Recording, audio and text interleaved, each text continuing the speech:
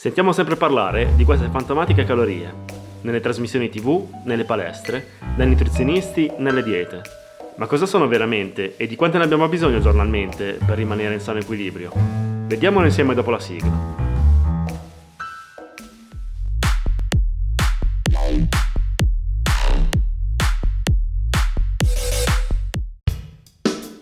Innanzitutto, per rimanere in equilibrio ottimale, le calorie immesse devono essere le stesse di quelle bruciate.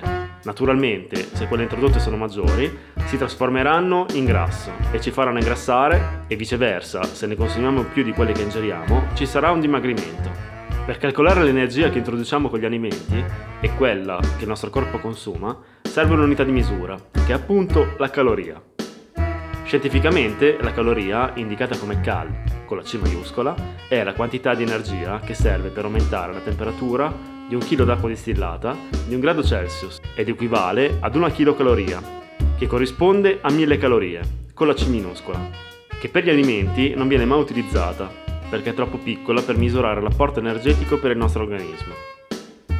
Insomma, riassumendo, per complicarci un po' la vita, parliamo di caloria con la C minuscola, che è molto piccola per misurare il fabbisogno energetico quando si parla di alimentazione, e caloria con la C maiuscola, che è quella necessaria per alzare da 14,5 a 15,5 gradi Celsius la temperatura di 1 kg d'acqua distillata e corrispondente a 1000 calorie con la C minuscola. Chilocaloria, che equivale ad 1 caloria con la C maiuscola, e 1000 calorie con la C minuscola. Tutto chiaro adesso? Ad esempio, 100 g di banana hanno circa 89 calorie o chilocalorie. 100 g di fette biscottate integrali, 370 calorie o chilocalorie. Una sono circa 37 calorie. 100 g di pizza margherita, 271 calorie. Una pizza media sono circa 542 calorie. 100 g di insalata lattuga sono 15 calorie. Il 20% viene utilizzato per l'attività fisica, il 10% per i processi digestivi e il restante 70% viene utilizzato dagli organi e dai tessuti per svolgere le loro funzioni. Questo 70% equivale al famoso metabolismo basale, cioè il numero di calorie indispensabili ad ogni individuo per mantenere le funzioni vitali e lo stato di veglia. Se aggiungiamo poi il restante 30%, ovvero digestione e attività fisica, si raggiunge il fabbisogno calorico medio di una persona normale, che in questo caso vuol dire normopeso e con una massa muscolare media e che effettua un'attività fisica non esagerata ma costante. Nelle linee guida ufficiali questo fabbisogno è di 2000 calorie per le donne e 2500 per gli uomini.